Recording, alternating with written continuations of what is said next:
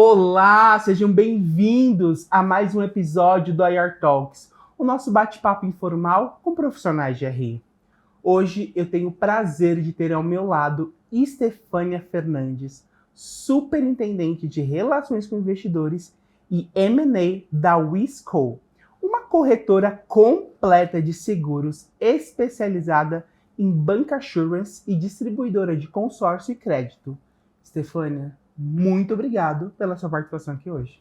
Muito obrigada, Cássio. Eu que agradeço a oportunidade de estar aqui no IR Talks. É super bom para a gente estar aqui compartilhando um pouco do que a gente vem desenvolvendo aí na área de relações com investidores da WIS. Legal. Obrigada. Posso chamar você de Estê ao longo da entrevista? Por favor. Legal. A gente começou nosso relacionamento já de longa data. Longuíssima data. Antiga par corretora ali, a gente trabalhando junto desde o começo, né? Desde então é o começo. Grande prazer conversar com você aqui hoje, viu? Imagina, muito bom. Realmente a MZ sempre esteve com a WIS desde o nosso IPO lá em 2015. Realmente a gente sempre contou com o suporte de vocês e é super prazer estar aqui. Legal. E para começarmos a conversa, Estê, queria saber um pouquinho mais de você. Quem é Estefânia Fernandes? Bom, sou Estefânia, sou brasiliense, venho de uma família enorme, mas a carreira de RI me trouxe para São Paulo e eu sou super feliz aqui.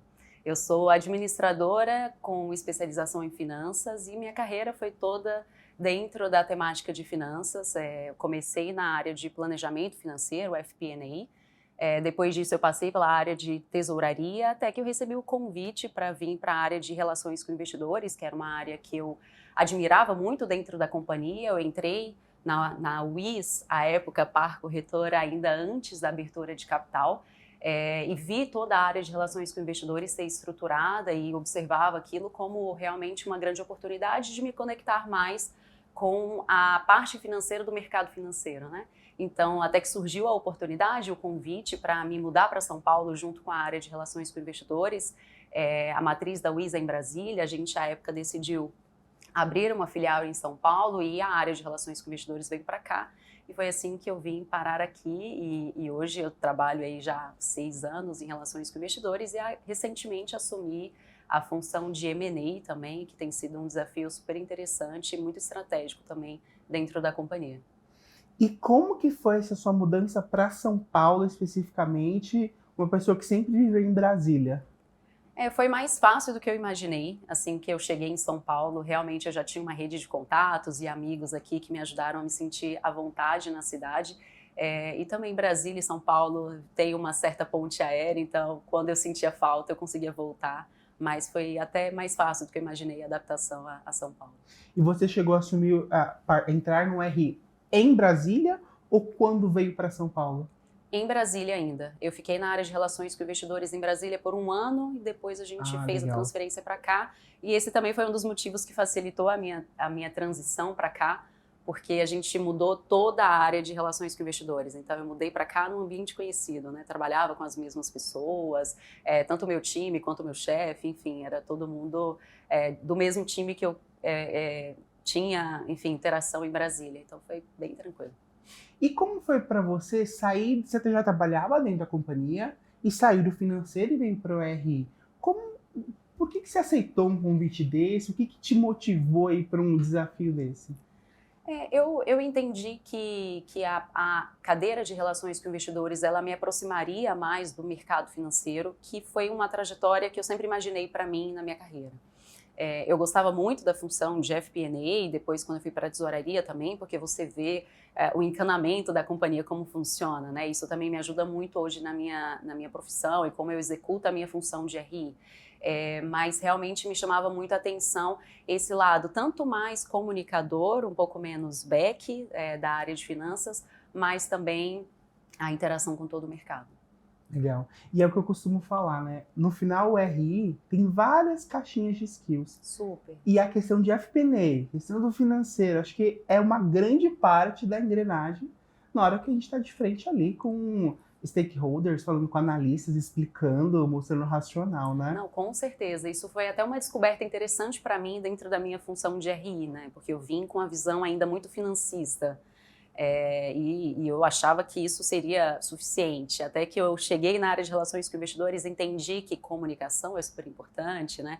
Um conhecimento um pouco mais voltado também para o legal, para você entender quais são os requisitos legais ali da CVM, dos órgãos reguladores, enfim. Então, todas essas caixinhas, elas foram me surpreendendo e também foi uma das coisas que mais me chamou a atenção, né? E foram me prendendo na área de relações com investidores, de não ser uma profissional muito técnica em um assunto, mas que transita por várias competências e tem que ter muita visão estratégica, muito alinhamento com o management da companhia. Então, realmente, esse agrupamento de competências me faz ficar super feliz assim, no meu cotidiano. A gente brinca lá que a gente não tem nenhum dia que a gente está entediado. Realmente, a vida do RI é muito dinâmica. A gente fica entediado. Cada dia é uma movimentação Cada dia é uma nova. movimentação. Quando a gente pensa que a gente já dominou algum canal de comunicação, vem um público diferente, vem uma tendência diferente. Então, realmente é super dinâmico o trabalho.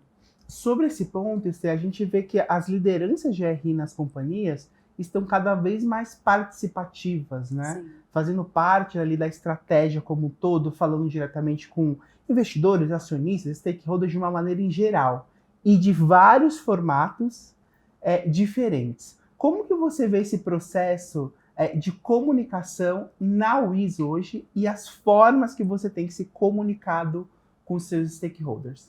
Legal.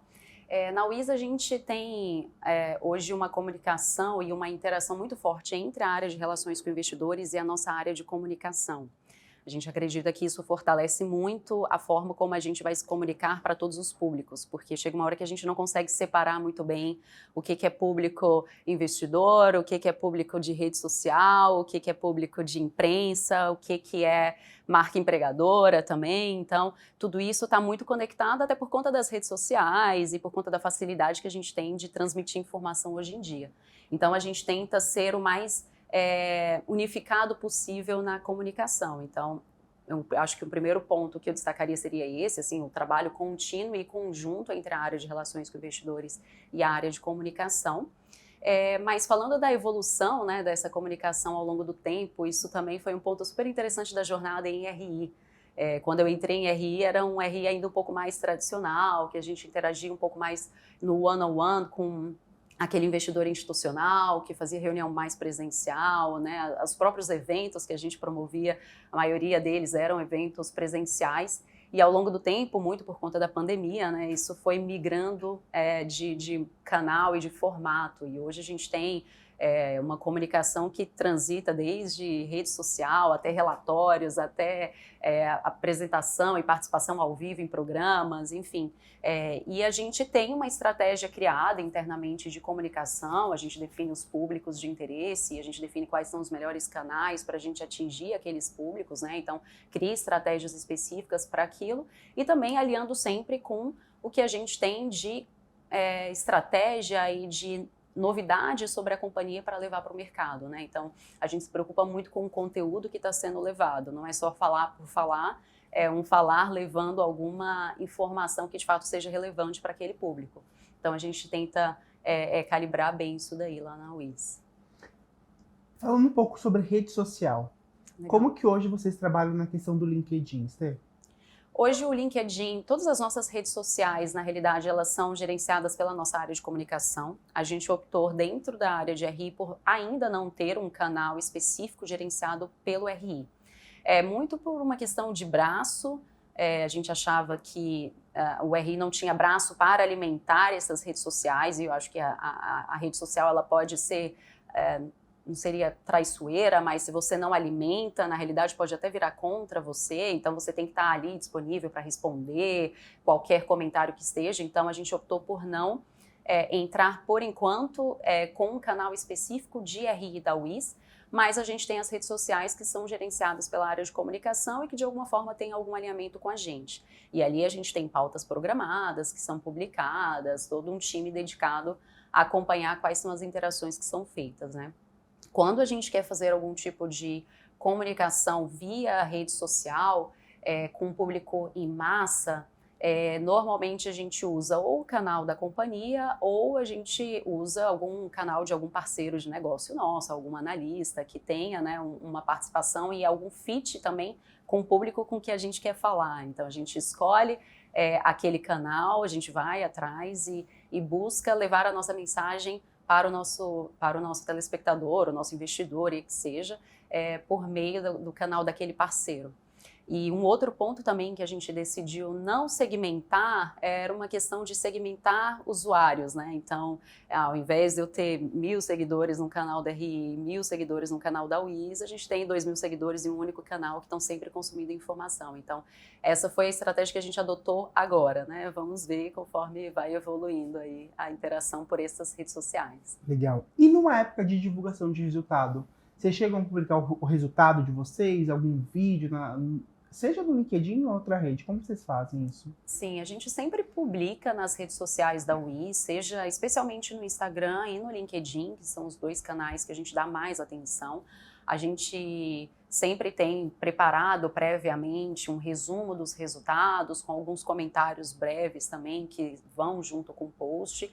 E aí a gente coordena com a área de comunicação para soltar isso no momento que está iniciando a nossa teleconferência para gerar buzz, né, no momento e chamar a atenção. Então, tanto disponibilizando o link para a teleconferência, para que as pessoas consigam acessar, quanto trazendo já um resumo do que vai ser falado. Então, a gente sempre faz esse tipo de comunicação. Eventualmente, após uma teleconferência, se a gente sente que na teleconferência teve alguma dúvida específica ou algum perfil de perguntas que vieram de algum público específico, a gente recorre a alguns outros canais. Então, eu recorro a parceiros, analistas, financial influencers, que começou a ser muito predominante no mercado, né, nos últimos anos. Então, a gente vai até esses canais e busca alguma entrevista para até clarificar alguns pontos que talvez não tenham sido tão bem explorados na teleconferência, essencialmente. Então, a gente tem essa estratégia do pré, durante e o pós, né, teleconferência. Legal. E você falou um ponto super interessante sobre comunicação com conteúdo, né? Sim. Não só apenas comunicar. E no último ano, vocês tiveram ali a mudança de marca corporativa da Wiz como um todo. Como que foi montar esse storytelling e contar para o seu público? Legal. A mudança de marca da Wiz veio muito para acompanhar a evolução da companhia, né? A gente, há algum tempo, vem diversificando o nosso negócio, expandindo nossa atuação. A Wiz, quando ela abriu capital lá em 2015, era uma corretora de seguros especialista em um canal de distribuição. E hoje a gente atua em 12 canais, temos 12 unidades de negócio que operam na distribuição de seguros e de crédito em diversos ecossistemas. E a mudança de marca, esse co que a gente acrescentou na nossa marca, enfim, veio muito para trazer esse senso, né, de grupo, de que somos mais do que uma operação, que a gente é uma operação completa em distribuição de seguros e de crédito. E falando como foi para a gente no RI a construção disso, né? Foram meses de preparação, assim, quando a área de comunicação trouxe o projeto de mudança de marca, de mudança de posicionamento, reforçar o novo posicionamento, foi um trabalho muito conjunto, né? Então, primeiro a gente pensa, como que a gente muda o que é comunicação de massa? Então, site de relações com investidores, site institucional da companhia, os nossos materiais, apresentação institucional, a apresentação de resultados, release, tudo isso. Então, a gente vem preparando previamente toda a mudança para, no dia D, que é o dia do lançamento da marca, a gente já ter tudo pronto e a gente vira, né, no overnight ali para o novo site, para a nova apresentação. Então, isso exigiu da gente um grande planejamento, assim, com bastante antecedência. Mas mais do que isso, eu acho que o importante foi como a gente levava essa mensagem, né? Não adianta mudar o nome e isso não significar nada. Então, a gente usou muito das nossas redes sociais, a gente também usou muito da própria comunicação escrita, comunicação oral, e a gente também marcou algumas reuniões com alguns investidores target específicos, que são mais estratégicos para a companhia, para explicar e levar um pouco do nosso brand book novo, né, explicando por que a gente estava mudando e o que isso trazia de mudança em relação ao nosso posicionamento. Então, a gente fez tanto uma comunicação em massa via redes sociais, mas a gente também focou em esmiuçar essa estratégia para aquele investidor que era mais próximo da companhia. E falando em movimentos recentes e anúncios importantes, vocês tiveram um marco significativo com a distribuição recorde de 3,3 bilhões de crédito e consórcios durante o primeiro trimestre do ano, né? Além de ter divulgado resultados super positivos em termos de receita e lucro líquido no primeiro trimestre, na comparação com o mesmo período do ano passado. A que você atribui esses resultados excelentes de Wiz? Legal, realmente foi um marco na nossa história, esse número de 3,3 bi de distribuição de crédito. Tem algumas instituições que não chegam nesse montante, a Wiz é apenas uma distribuidora, né? Eu atribuo o sucesso da Wiz hoje a uma estratégia que vem sendo construída, na realidade, há mais de 5 anos, né? A companhia, como eu falei, ela veio nesse movimento de diversificação. A gente, ao longo dos últimos 5 anos, incorporou novas operações dentro da matriz estratégica da companhia. Então, a gente tinha uma única operação de distribuição de seguros em um canal. Hoje eu tenho 12 operações e essas 12 operações elas surgiram por meio de aquisições que a companhia foi fazendo ao longo do tempo, incorporando no nosso negócio, negócios que tinham fit, né, com que é o core da nossa empresa, que é distribuir produto financeiro, seja ele seguro, seja ele crédito. Então a gente veio com essa estratégia de crescimento, incorporação de novos negócios, muitos M&As feitos ao longo dos últimos... A gente fez mais de 22 M&As nos últimos 5 anos. E basicamente hoje o resultado ele reflete essa estratégia que foi construída há muito tempo. Então, exemplo, esse número de 3,3 bi, ele só foi possível por uma aquisição que a gente fez recentemente, uma empresa especialista na distribuição de crédito, que tem uma atuação massiva pelo país inteiro. Essa operação iniciou no final do ano passado e já trouxe esse resultado super expressivo para o primeiro tri desse ano. Então, realmente, o resultado da Wiz de hoje é a construção de muito trabalho feito nos últimos 5 anos. Estê, e conta pra gente um pouquinho os bastidores para montar toda essa divulgação de resultados para o seu público. Legal. A gente, como eu imagino que muitos times de relações com investidores, a gente tem um time super enxuto, então realmente é um trabalho muito intensivo da gente no pré-divulgação de resultados. A gente tem uma complexidade pelo fato de ter que coletar muitas informações de diferentes áreas da companhia, né? Então, a gente tenta centralizar ao máximo em algumas unidades, em algumas fontes de informação, mas a gente primeiro tem esse trabalho extenso de coleta e unificação dos dados, depois a gente tem uma primeira rodada de produção dos materiais, depois disso a gente leva esses materiais pré-produzidos para um comitê em que é avaliado se a mensagem que a gente quer transmitir é aquela, se são aqueles indicadores mesmo que a gente quer focar a atenção do nosso investidor naquela divulgação de resultados. Então a gente leva para esse comitê que é formado por mim, pelo diretor de RI, pelo diretor financeiro e pelos times do financeiro também, então head do planejamento e head da tesouraria. Então a gente faz esse comitê, passamos por todo o material de divulgação em que ele é revisto ali, daí o RI volta para dentro da salinha, revê o que teve de feedback ali, alinha o que ficou de melhoria, e daí a gente produz todos os demais materiais. Então, material de comunicação para as redes sociais, a gente também faz uma preparação prévia para a teleconferência, né, com os nossos executivos que vão participar da teleconferência. Então, a gente constrói ali um Q&A em cima das principais perguntas que normalmente ou são perguntas que são feitas nas teleconferências anteriores da Wiz, ou porque a gente percebe que aquele tema é um tema muito quente nas interações do RI do dia a dia, que podem vir a ser feitas na teleconferência. Então a gente já se prepara para trazer uma resposta estruturada, né, para o nosso investidor.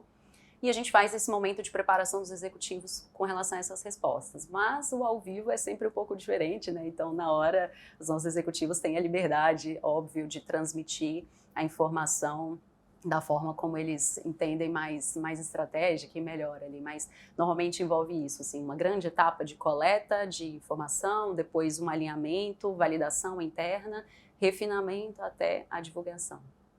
E como que tá ali a quantidade de pessoas no seu time? Como que você está gerenciando isso? Meu time hoje está formado por 2 pessoas apenas. Eu tenho um coordenador de relações com investidores e uma analista, e possivelmente ano que vem a gente deve trazer algum estagiário. Isso para RI. Como recentemente eu assumi a área de M&A, aí eu também tenho o meu time que cuida da parte de fusões e aquisições da companhia, que daí é um time separado. Falando em ano que vem, Estê, como que você organiza a questão do orçamento? Quando você começa a pensar no orçamento do RI do próximo ano? A gente começa a pensar por volta do mês de setembro. É a hora que a companhia inteira é mobilizada pela área de planejamento Como um todo. financeiro a pensar sobre o orçamento do ano seguinte. Normalmente esse processo acontece entre setembro e outubro, com validação em novembro. Então, normalmente já é apresentado um primeiro draft do orçamento em novembro para os nossos executivos, e aí levado, se há alguma modificação, algum questionamento, a gente refina em novembro, e em dezembro é aprovado no nossa reunião de conselho.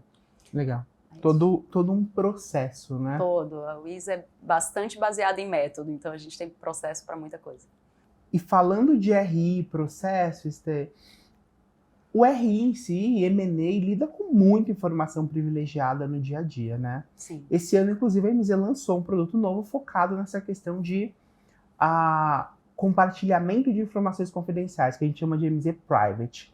Como que você faz esse tráfego de informações para todos os lados? Como que a WIS faz isso no seu dia a dia? Bom, a gente tem estruturado na companhia um primeiro ponto, que é a questão de gestão de acessos, né? Nem todos os cargos e níveis da companhia têm acesso a todas as informações. Falando especificamente da área de relações com investidores, né? Então, primeiro ponto, a gente toma muito cuidado com a informação que a gente recebe da base acionária. Acho que essa é a nossa maior preocupação, né? Então, para a gente é super importante que o nosso banco de dados, o lugar que a gente armazena essa informação, seja um lugar seguro, né? A WIS, ela armazena internamente essas informações, e recentemente também a gente tem utilizado a ferramenta da MZ para fazer essa gestão da base acionária, que a gente super confia. Então, para a gente é muito importante esse primeiro ponto, que é cuidar dos dados dos nossos investidores. Fora isso, os dados, quando a gente fala de novos projetos da companhia, decisões estratégicas ou resultados que ainda não foram divulgados, de fato, esses resultados, essas informações, elas ficam restritas a poucos cargos. Então, os nossos analistas, desde muito jovens, já quando eles entram, né, na carreira, a gente já tem que orientar que, olha, realmente a sua cadeira aqui, ela tem uma responsabilidade um pouco maior do que de um outro analista de outra área, porque você vai lidar com muito mais informação privilegiada do que outras pessoas aqui dentro. Então, a gente já traz essa conscientização para eles desde o início, e a gente nunca teve problema com isso até agora. Então, entender que aquelas informações são restritas para aquelas pessoas, a gente toma cuidado com os lugares em que a gente fala sobre os projetos que estão acontecendo.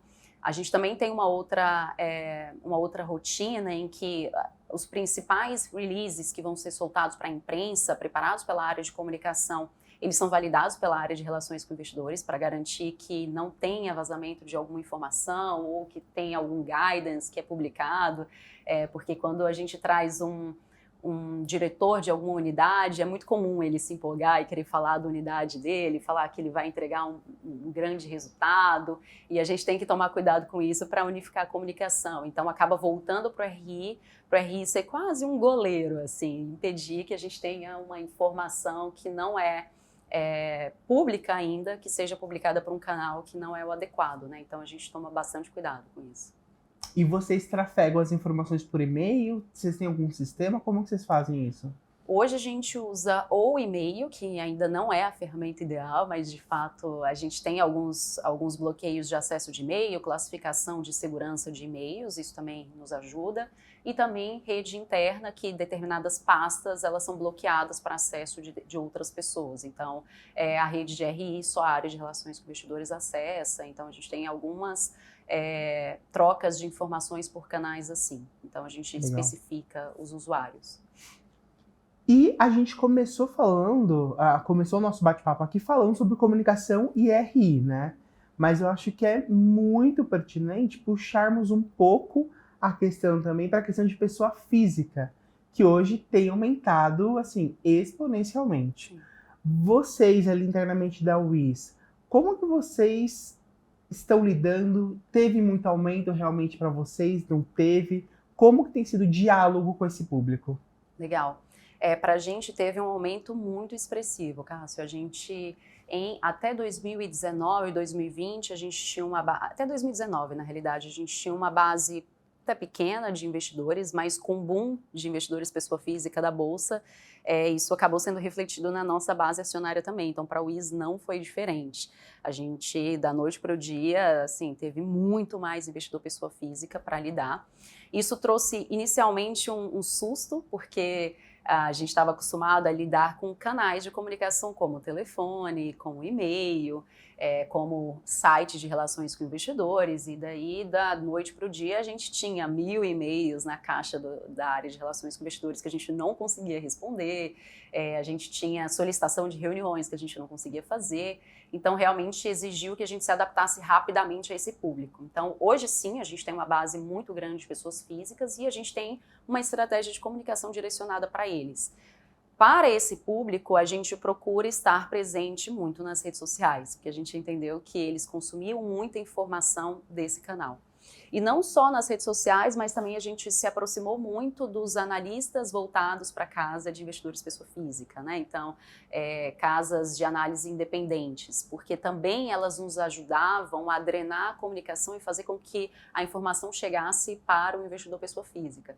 Então, eu tanto falava com ele diretamente.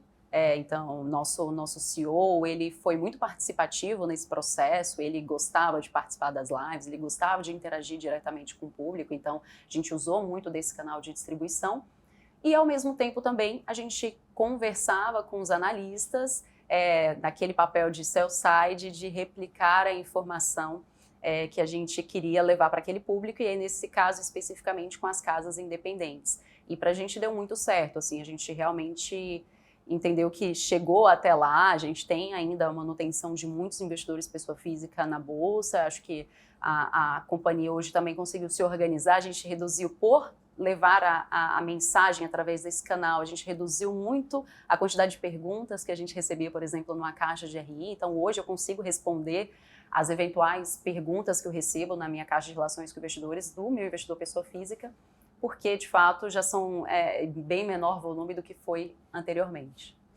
E você já comentou que você usa o sistema da AMZ para fazer a gestão de base acionária. Sim. Como que tem sido? Você gera relatórios diários, mensais, semanais? Como tem sido esse seu report? Sim, a gente faz relatórios semanais sobre a base acionária da companhia. Então, a área de relações com investidores faz esse report, consome os dados já tratados, né, vendo as movimentações dos principais investidores, a gente tem uma visão específica para investidor institucional e outra específica para investidor pessoa física, do tanto que eles são relevantes de fato na nossa base acionária hoje.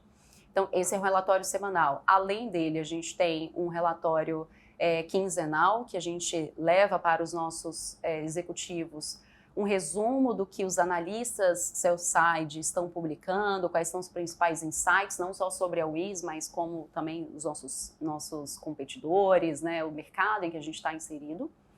E trimestralmente a gente leva essa informação para o Conselho de Administração da companhia, com um resumo do que foi construído pela área de relações com investidores naquele trimestre, os resultados das metas e estratégias da área de RI, e, além disso, também com a performance da ação em si, né, em comparação com os nossos peers. Vários relatórios ali no dia a dia, né? Muitos. E eu acho que um outro assunto que vem tendo muita relevância hoje em dia é a questão do ESG como um todo, né? Como que vocês têm trabalhado isso lá no dia a dia da UIS? Não. ESG foi uma pauta que foi sendo desenvolvida pela UIS desde da nossa abertura de capital, já fazia parte, especialmente os dois pilares, social e governança corporativa. O pilar de governança, muito por sermos uma empresa listada, novo mercado, e o pilar social, muito pela conexão com o nosso negócio. Nós somos uma corretora de seguros, então nosso negócio é especialista em gente, é onde a gente entende que tem um maior impacto de fato. E esses dois temas eles vinham sendo trabalhados, mas de forma desconectada. Desde 2020, quando a UIS foi convidada pela B3 para participar, integrar do processo seletivo, né, para integrar a carteira do ISE, do Índice de Sustentabilidade Empresarial, a gente participou do processo num formato de simulado e trouxe muitos insights para a gente. Então, o RI teve um papel protagonista de fomentar essa pauta internamente, até que a companhia estruturou um comitê ESG, que é formado tanto pelas áreas de governança quanto social, e o RI está presente nesse comitê, tanto o RI quanto a área de comunicação, para garantir, nosso papel lá dentro é garantir a transparência. Acho que é o principal pilar aí dentro das nossas metas. Mas falando especificamente onde a UIS quer chegar, né, depois disso a gente conseguiu instituir um comitê estatutário de sustentabilidade, que também tem nos ajudado a promover a pauta internamente. E de lá para cá, a gente lançou o ano passado o nosso primeiro relatório de sustentabilidade, já em alinhamento aos padrões do GRI. Esse ano a gente vai lançar a nossa segunda edição.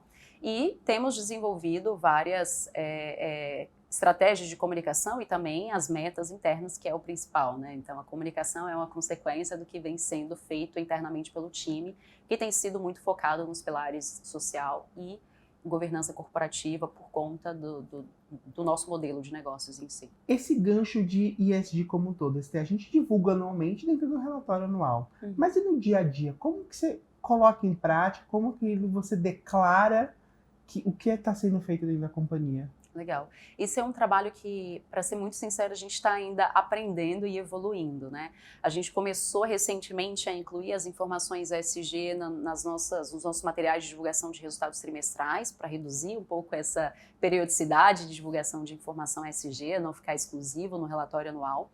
A gente também melhorou, né, otimizamos a nossa página do site de relações com investidores, então para ter comunicações mais frequentes lá e mais atualizadas também sobre a nossa atuação em ESG, mas de fato é uma coisa que a gente ainda vem explorando, como a gente pode melhorar e levar essa informação até a ponta, né? A gente responde muitos questionários de investidores que nos mandam, né, quais são as ações ESG, aquelas 50 perguntas sobre os nossos indicadores, nossa performance, nossa estratégia, mas realmente a gente acha que ainda tem bastante espaço para melhorar a comunicação sobre esse tema e provavelmente a gente deve seguir por um caminho de usar as nossas redes sociais um pouco melhor, de usar também a UIS tem desenvolvido internamente uma ferramenta de comunicação que é super interessante, que é uma revista corporativa, a gente chama de revista Beta. E a gente criou um caderno editorial nessa revista que é só sobre o tema ESG.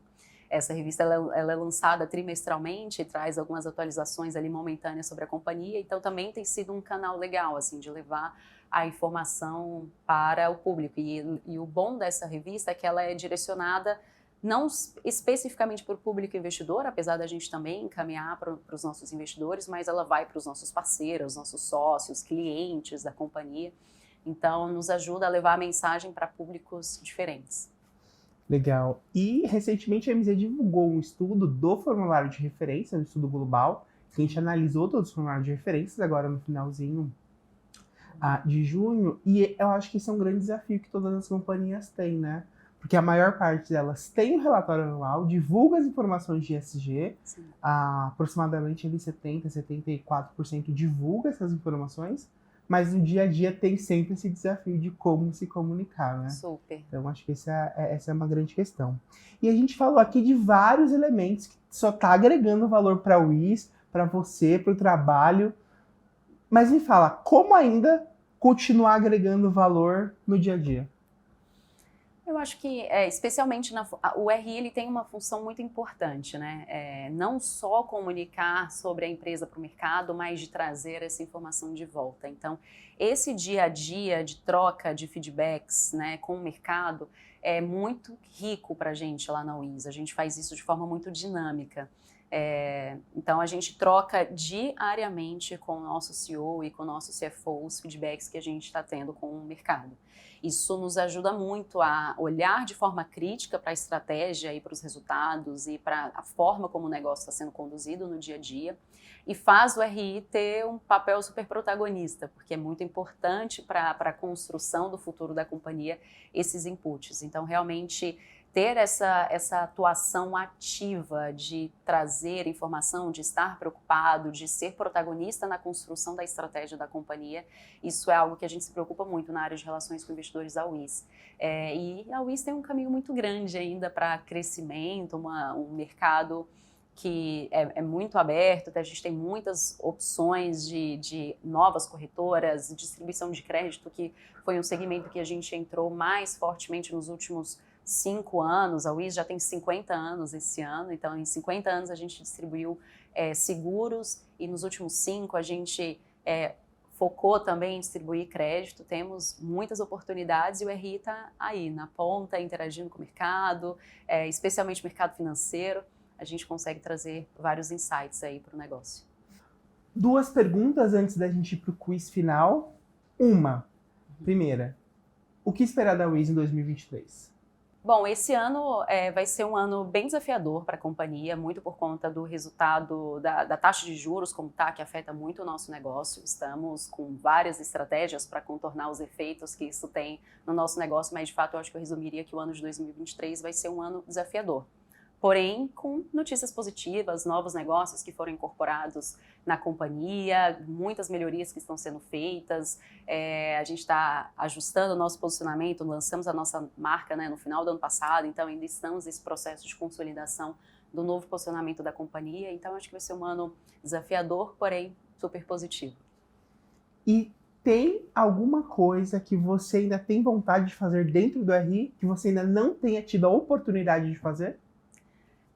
Tem sim. Eu acho que eu nunca conduzi um processo de abertura de capital, de IPO. Quando eu fui para a área de relações com investidores na UIS, eu estou lá há 6 anos, a companhia já tinha capital aberto, então eu não tive a oportunidade de participar desse processo. Então, realmente é um processo que eu imagino que seja super enriquecedor para um profissional de relações com investidores, e eu tenho muita curiosidade ainda de participar.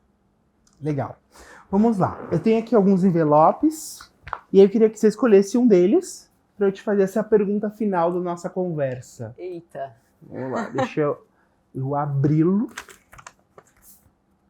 Esse é fácil. Ai. Processo de preparação para a reunião pública. Como que vocês têm feito ultimamente? Legal. Isso é bem interessante, porque eu gosto muito de fazer reuniões públicas e Investor Days, porque... por alguns motivos. Primeiro, porque eu aproximo os meus executivos dos meus investidores. Então, aquela interação que eu preciso garantir no dia a dia, na realidade, eu saio um pouco de cena e deixo que eles conversem entre si. Então, eu acho esse processo super rico por vários motivos. Um, porque o investidor consegue captar a percepção diretamente de quem está ali no dia a dia conduzindo o negócio, como também para os nossos executivos, que é muito bom para eles ter o contato direto com o investidor, entender quais são as dúvidas, entender quais são os feedbacks, porque a gente, no RI, a gente está ali fazendo quase um filtro, né, no meio do caminho da informação que a gente leva para um lado e para o outro, e observar essa interação eu acho super rico.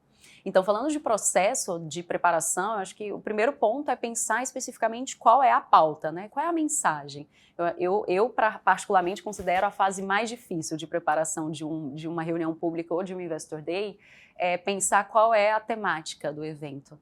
Porque tem que estar muito em linha com a estratégia da companhia, com o momento que a companhia está vivendo, mas também eu não quero levar um assunto que já foi muito abordado pelo RI ao longo do ano, porque não traz nenhuma novidade para o investidor e não atrai atenção.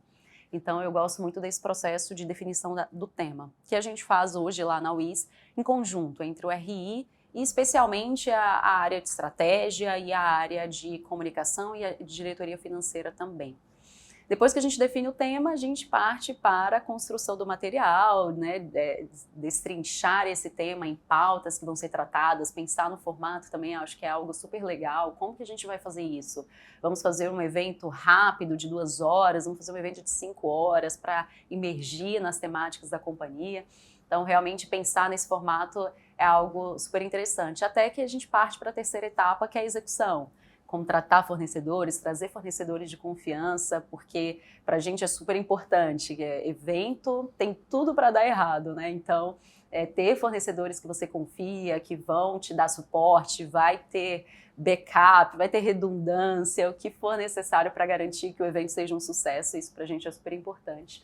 Até a execução no dia. Então, a gente também, nessa fase de preparação, a gente, depois de desenvolvido os materiais e etc., a gente faz uma espécie de treinamento com os nossos executivos para eles saberem como conversar, que tipo de pergunta teria, a gente faz uma passagem do evento pré-início até que a gente vai no Go Live, e aí é sempre uma emoção, né? Até que acaba, realmente, a gente fica tenso até o último segundo.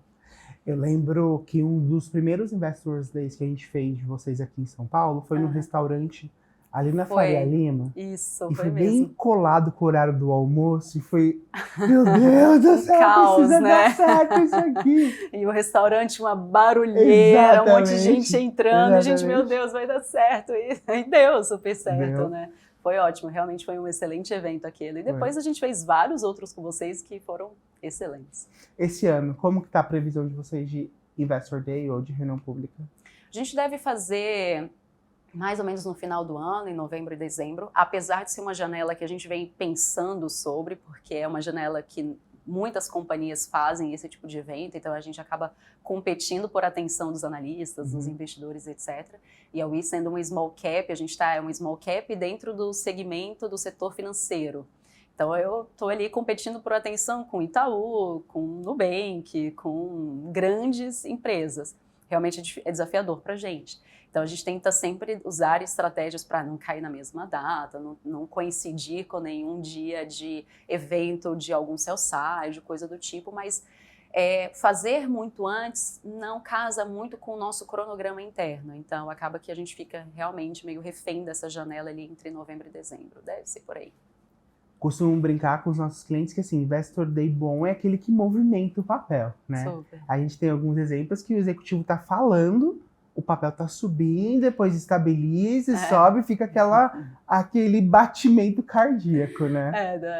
Nos últimos a gente acompanhou isso muito de perto, a gente até brincava com o nosso CEO, que tem muita interação com a gente, o nosso antigo CEO, a gente acabou de fazer uma troca, mas, enfim, temos proximidade com os dois, e a gente sempre brincava assim, fala mais disso, tá dando certo. Tá subindo. Segue por aí, essa linha tá ótima. Ele falava, tá bem, tá bem. Aí ele falava alguma coisa, a gente, não é por aí. Começou a cair.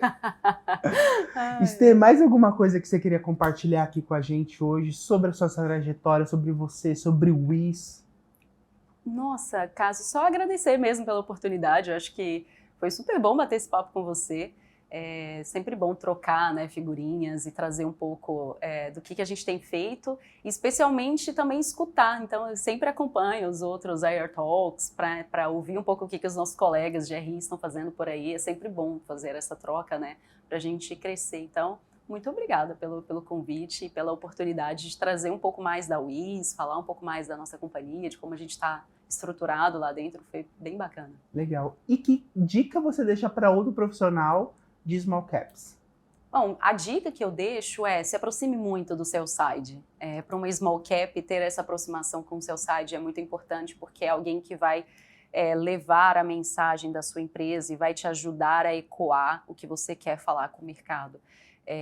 Quando você está numa big company, o próprio nome dela leva a mensagem. Os próprios investidores vão atrás porque conhecem, ou porque consomem um produto, ou porque consomem um serviço, ou qualquer coisa do tipo. E quando você é uma small cap, especialmente como a WIS, que é uma empresa B2B2C, então a gente não está na ponta final de interação com o cliente que compra um seguro, a gente opera por meio de parcerias e sociedades com alguns canais de distribuição, especialmente bancos.